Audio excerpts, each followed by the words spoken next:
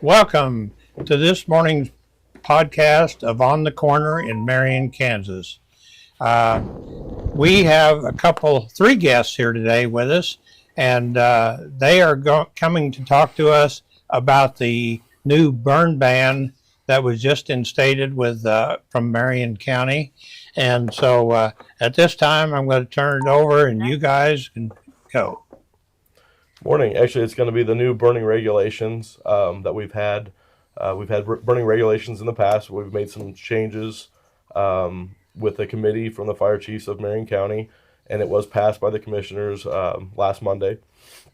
There's going to be some new changes. We'll talk about that. But for anybody that's not familiar with pasture burning, CRP burning in Kansas, and if you're new to the area, new to the state, there's multiple reasons for burning. It's not just for the fun of it, like some people think.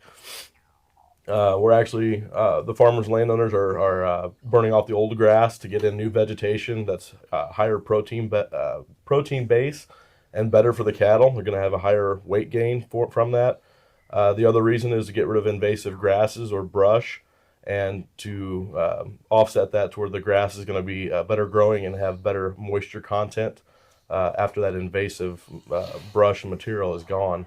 So that's kind of a couple of the reasons why landowners, farmers, and everybody's out burning this time of year specifically. As far as Marion County goes, I think we've had a pretty workable burn regulations in the past, but what we've been going off of is the Grassland Fire Index, and it gives several different categories. I believe low all the way up to catastrophic. Marion County in the past, what we do is we go very high or above. There's no burning whatsoever. If it's in the high or below on that category of the GFDI is what it's called, then burning is allowed. In the past, there's been some areas in the county that maybe 1 or 2% of the county would be in a very high category on that GFDI, and the whole county would shut down. With the new system that we've come up with, as far as the fire chiefs have gone through, we've made the county into 4 quadrants. They'll be actually numbered 1, 2, 3, and 4. I believe we can see it up here on the TV here. So if one portion of the county or a couple portions of the county are in a very high and the others are not, they're high or below, those areas will be able to burn as far as grassland goes. It will be some kind of a work in progress. There'll be some issues that we'll have to look at. Well, this will be reviewed on a yearly basis to make sure that this is a workable approach to burning in Marion County. If you look at the map, it's basically divided north and south with Nighthawk, and then it's east and west with Highway 56 or 200. That's the major change that we've had. We just want to try to be more workable. A little bit bigger map there to see that. This will be posted on Marion County's page. This will be posted on Emergency Management's page, so you'll be able to see that and kind of pre-plan as far as Grassland Fire Index goes, and then be able to look at your map and see what's going to happen downrange. Excuse me. The other change is, the major change is the 72-hour outlook. For any kind of brush piles, major brush piles that we'll have people out wanting to burn, we'll look 72 hours downrange, and if there is a very high or above forecasted grassland fire danger index, no burning will be allowed on brush piles at that point. You can still do the grassland as long as it's currently high or below, but we're just having some issues, and a lot of departments in the past have had issues with rekindling. Brush is a major contributor to that, rekindling several days after the initial fire's gone through. So we're hoping that with implementation of a three-day, 72-hour outlook, that we're not going to have burns that when we have that GFDI at very high or above 72 hours down frame, that this will reduce some of those rekindling fires that we've had in the past. My name is Nathan Bruner, by the way. I'm with Marion County Fire District 3. We've got Ben Stackedy from Hillsboro, and we also have Sheriff with us here. Yeah, there's some very important factors that I want to bring up also. But a lot depends on the caller. You know, the caller has a lot of responsibility. when they call in their controlled burn, they have to be very much aware of the outlook and the fire danger. And so we've addressed some of that in this resolution. And in the definitions, it describes an open fire or burn as any fire that is not started and contained, very important, and contained in a non-combustible container for the duration of the burning activity. So that's your burn barrel. There's an awful lot of fires that get started from the burn barrel because it's not contained. So very important that you don't have to call in a burn barrel fire unless it's not contained, because then it's classified as an open burn. So that's one of the important factors.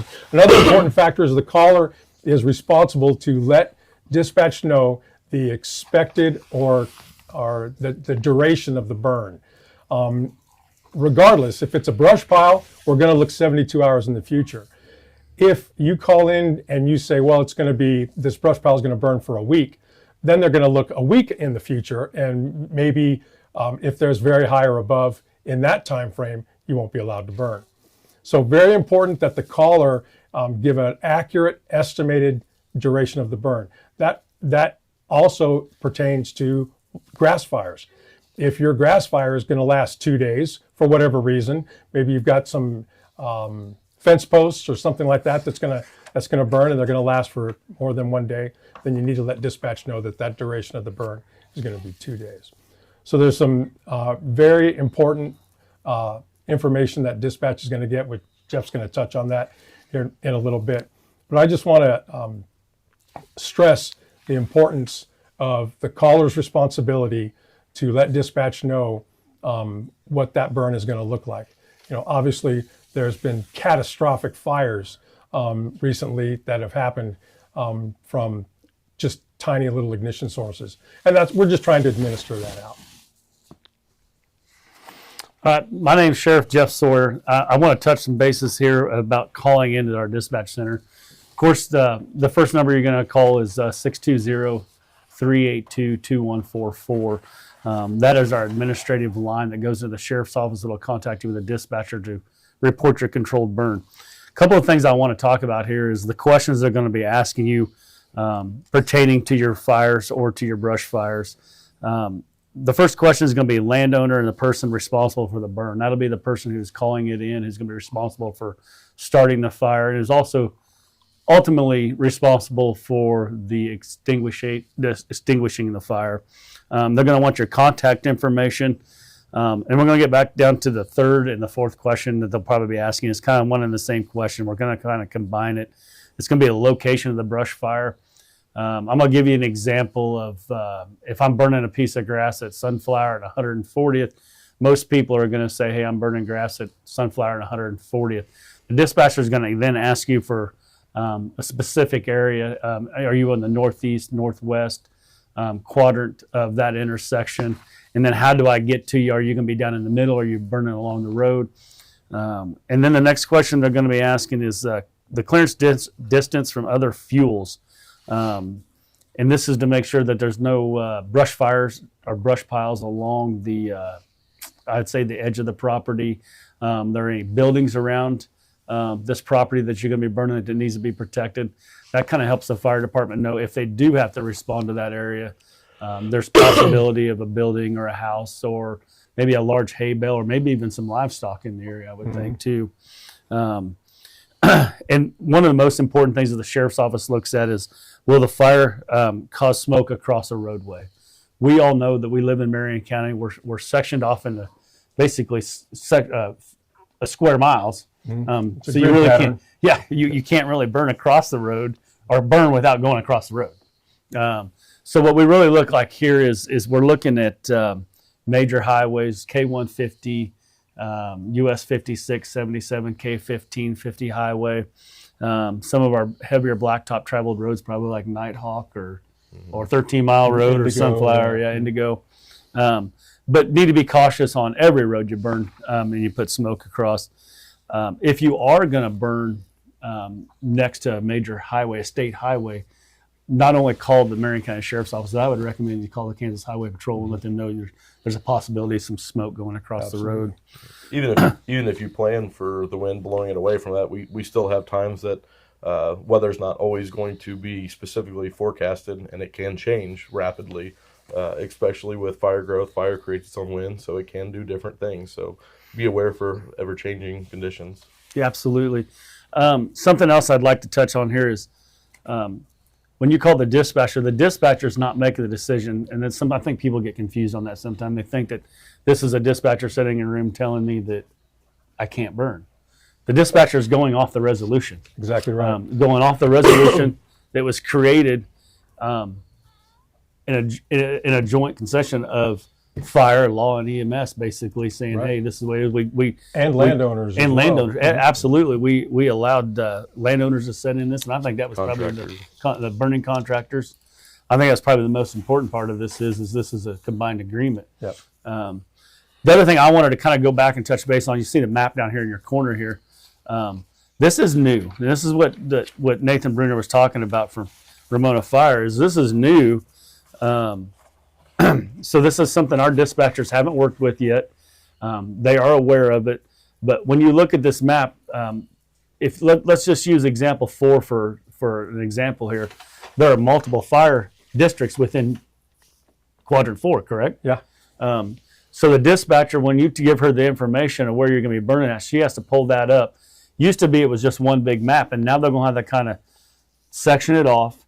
Some of the concerns we have here is the dividing lines, Because a lot of our districts are in 2 sections. Yeah, exactly. Or 2 quadrants. Yeah, so there's a dividing line here, and if we get a little bit close to that, we have to pay attention. So if you're right on the division line of 2 and 4, and you can't burn in 2, and you're burning on that line, you're probably going to be told you can't burn just because it's touching 2. Am I wrong? No, that's they're going to err on the side of caution at that point Yeah. and shut Yeah. it down. I would see them go in that direction. And that is something that is a decision that's made above the dispatcher.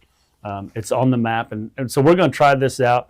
And this was kind of something that we all came up with, even with the landowners, that you may have a piece of property in 2 and you can't burn in 2, but yet some of these landowners still own something in 4. And we realize as law enforcement and fire that these guys, they have a short window to burn. They have to battle the weather to try to get all their burning done. So this is kind of help them. Maybe they can go burn in 4 while they can't burn their grass in 2, or vice versa. They can go burn in another spot. So hopefully this will help them out a little bit. With Marion County being such a large county, we may have 2 different types of weather events in 1 versus 4. 2 different types of wind speeds, 2 different types of directions even. Absolutely. Happens all the time. Yeah. I think another important thing here is, I don't know if you guys want to touch on this, but I think another important part of this is if we do have a controlled burn that gets out of control, we have a task force that we can send out to assist in putting it out. But that might mean even if you can burn in 1, but if everybody's over in 4 and they're trying to fight a fire, there may be a permanent burn ban over the county given by the fire chiefs or the task force or the emergency manager saying, hey, nobody can burn until we get this fire out and we get all of our resources back to our houses, back to our firehouses. I think that's important for everybody to know that Right. If the fire department of jurisdiction or the task force is engaged in firefighting already, Absolutely. then we're going to not allow any future burns during that time frame. It's a relatively narrow window. It's not going to be unless a burn ban is enacted by either the emergency management director or the county commissioners. We can do a temporary burn ban while we're engaged in that firefighting activity. Yeah, I think I seen in here the fire chief could do a temporary ban in that area. Yep. And just an example, the other day we had light and variable winds. We did have a fire on the eastern part of the county. Lincolnville, Marion were out, and then they ended up calling for additional resources from different areas. They went ahead, Lincolnville and Marion went ahead and shut down their burning because pretty much a big majority of their resources were out. So they didn't want other burns going, and that's the reason for that is if another burn gets out of control, it's pretty obvious that they're depleted in the resources and they're not going to be able to get to you. So, or it's going to be an extended period for another district to come in and help with mutual aid. So it's just, it's only in your best interest that they shut down and kind of catch their breath while they catch that fire and get that under control before they allow burning in those areas. Yeah, absolutely. I think another part of this too is some people think that this is super restrictive, and there's nobody trying to be super restrictive. What we're trying to do is complete a task for our community and our taxpayers that allow them to do their job, but do it in the safest possible manner. Because at the end of the day, as fire law and EMS, what do? We're here to preserve lives, the safety of the public, their property, and that's why we do this. Right, and we're also here to protect our people. Yes. You know, our firefighters and our deputies, and you know, we need to protect our people, and so we have to put some controls over fire. And we understand that it's a necessary thing. It's a necessary tool. It's a very useful tool, but it's also very dangerous. And so we need to implement some controls over it. Yeah, especially when you're talking, nighttime. The state statute says that, they prefer that you don't burn at night, but we all know, I mean, I'm a person it's a landowner myself. I like to burn if it's needed. You can see a lot better at night as far as where the fire is going, but now you're asking a firefighter or a fire team to go into your property that doesn't know your property like you do, because the owner knows him by the back of his hand, where the fireman may never have stepped foot on that property. We don't know where the ravines are, exactly, and the fences, and we're out there at night, and it's a very dangerous situation for us. So that's why we very much discourage night burning. Yeah, and we all know that there's going to be some night burning. They're going to do it. We know that sometimes the best time to burn is right at that dust time. I think you know that as well. Yeah, Nathan, your humidity levels come way up. Your wind speeds will go down typically. Cools off. It can kind of help you. If you need to extinguish a fire, you can. So, is there anything else you guys want to touch base on? I'm kind of going back over that quadrant system another time just to hit that really hard. Jeff really talked about we're not trying to be restrictive, but if we can get that map up again, the big portion of that map, just for an example, the old resolution that we would have is there would be a dot or two in quadrant 1 that would show orange, and orange on the GFDI with the weather service out of Wichita, we'd have a dot, and that would represent maybe 1% of the whole county that would be in very high. The whole county would be shut down for burning on the old restriction. But again, with the new quadrant system, we have 1% that would pop up for this same example. 2, 3, and 4 quadrants are going to be able to burn, even if there's 1 or 2% area that's in that very high or above. So I don't think we're trying to restrict at all. I think it's a little less restrictive as far as the grassland goes. Right, and the grassland fire danger index has gotten more precise.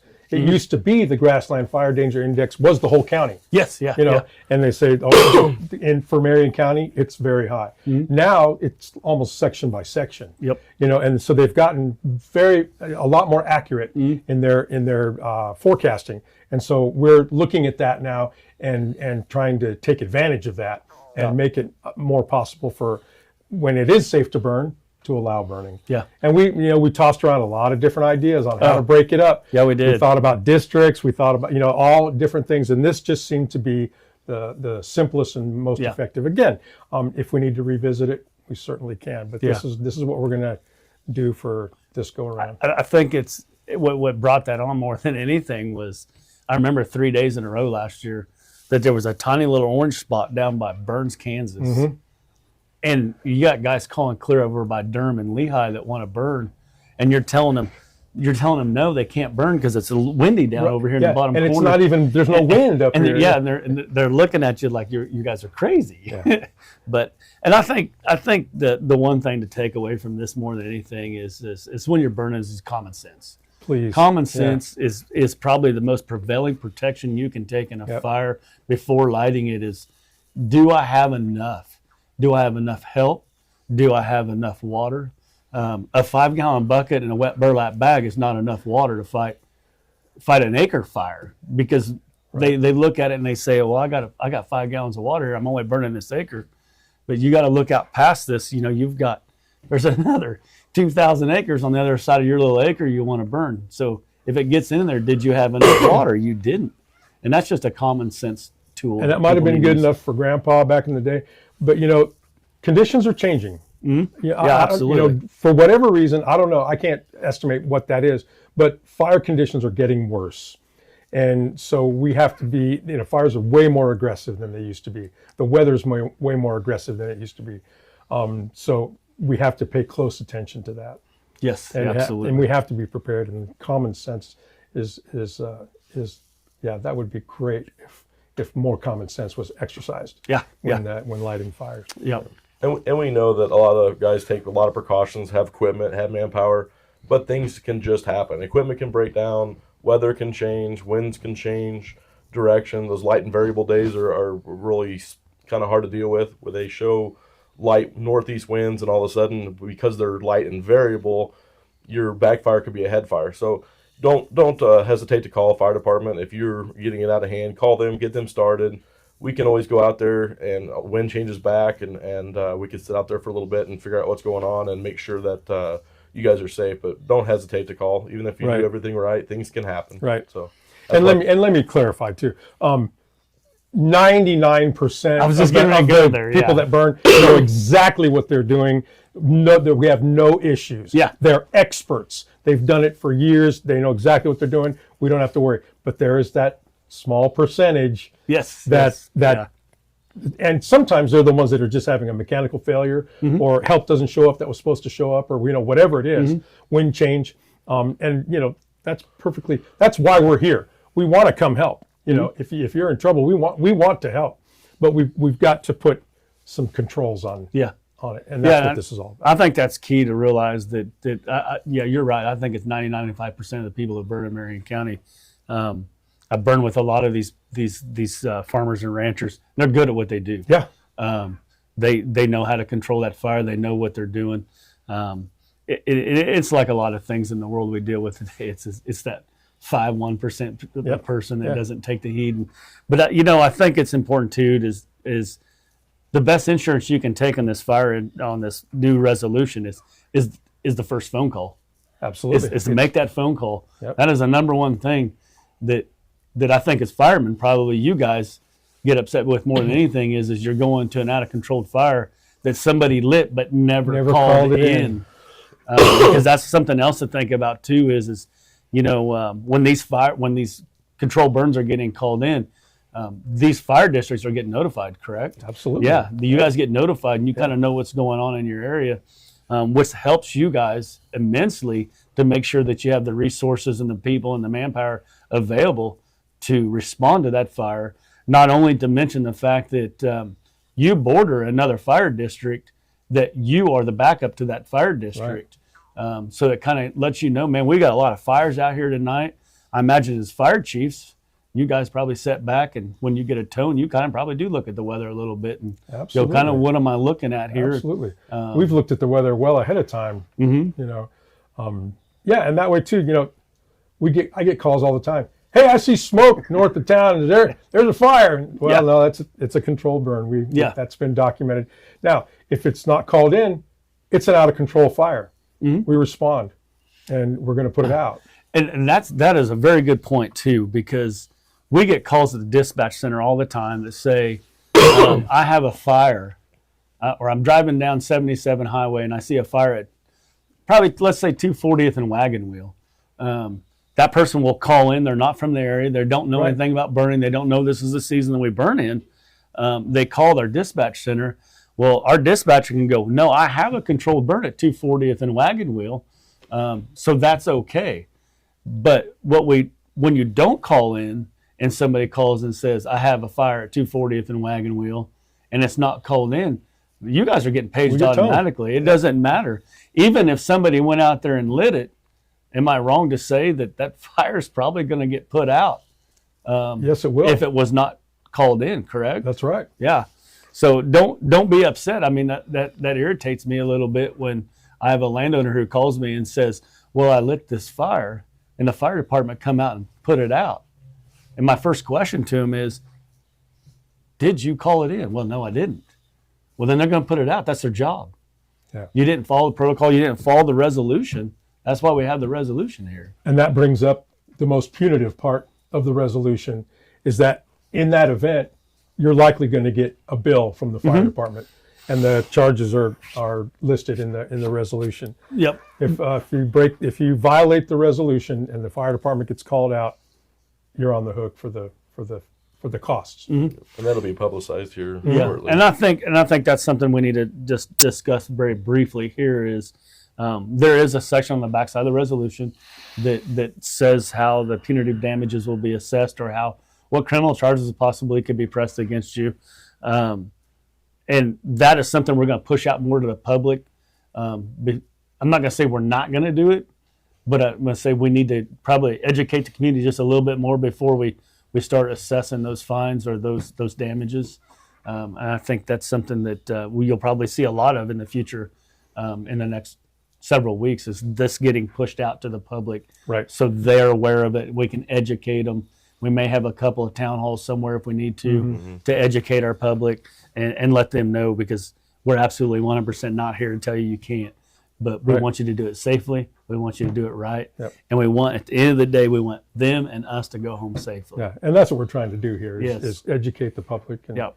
in our Absolutely. unique way of Yeah. doing it.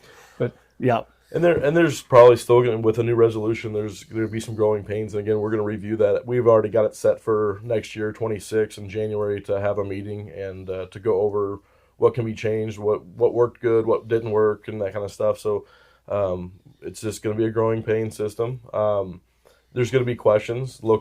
Maybe call your local fire chief. We have an emergency management director that's going to be filled in, Marcy. A lot of people will be able to answer questions for you. So.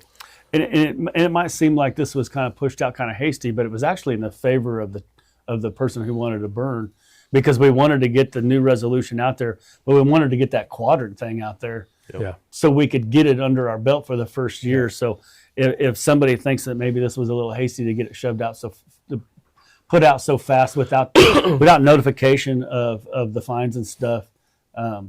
It was for the person who was burning. It was for them so they could get out. It was also for us so we could see how it would work as well. And we've been working on this for well over a year. Yeah. Oh yeah, yeah. So just so everybody, we have a fire chiefs association. All the fire chiefs, some assistant chiefs, some people that help with the fire departments. We broke down into a committee, a burning resolution committee, and like Ben said, we worked on it for over a year.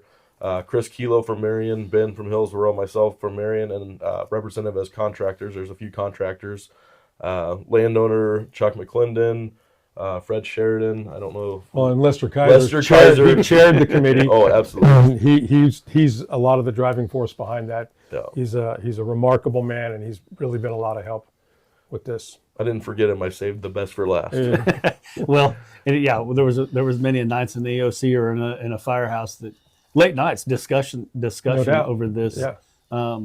Really not any argument other than there was just a lot of good points that I remember sitting in a couple of those meetings and just thinking, well, I didn't think of that. But my mind don't think like a fireman. Yeah. You know. Like I said, we had landowners, contractors, fire chiefs. We had a lot of involvement for the county. It's just not just fire chiefs going out and trying to push a bunch of regulations. A lot of people had involvement. And we also had a town hall meeting at Marion County Lake. We offered that and we publicized that, had input from the public on it. Yeah. And we hope to have that again down in the future. So. Yeah. And we understand it's not perfect, and so we'll review it. Every county has their own, I work with other counties on regulations and their burning policies, and everybody's different. So you go to a lot of places, Nathan. I mean, if you compare this, I don't think this is as strict as some of the other counties would go. No, I've got counties. We'll just put it southern Kansas that you have to have so many hundreds of gallons. I believe it's 1,000 gallons per flank. So if you have a square 160 a quarter, you have to have 1,000 gallons per side. You have to have 2 trucks with 250 gallons. They dictate the pump size, the volume, the pressure. Wow. So many men per side, and basically what they're dictating is, either you're going to hire that done by a contractor, you're going to join a PBA, or you're not going to get it burned by yourself. So this is probably one of the more easily workable burn resolutions, especially that quadrant system. Some parts of the county may be bad and some good conditions. I think this is the most workable. But again, we'll see how things work. And Jeff mentioned that fire districts are going to have overlapping. Marion was a fine example of that. Chris brought that up several times, that Some of his district is going to be in 2 versus 4, so we're just going to see how it works. And I really do think this is going to be really workable, in my opinion. Yeah. Yeah. And you know, if we end this thing, I guess we end it with, if you got any questions, get a hold of your local fire chief. Get a hold of the sheriff's office, again, 620-382-2144. If you don't know your fire chief's information, give us a call at the sheriff's office. We'll contact that fire chief and we'll get you in touch with him. And this resolution is on the Marion County website. Absolutely, it is. And Yeah. so you can review the resolution in its entirety. Okay. Yep. And that's another reason we did this podcast real quick too, is just to get some questions out there, hopefully answered, and it'll be publicized on several different, shared on different sites that you guys can open it and see it and read it, or watch it and see what we have questions for. So hopefully we've answered a lot. Yep. So I think that'll conclude it I today. think that's won't it. Thanks a lot, guys. Appreciate Thank it. you. Thanks for coming, guys. Thanks, Gene. Okay, thank you guys for coming and giving us this information. And just remember, it's coming to you from On the Corner in downtown Marion.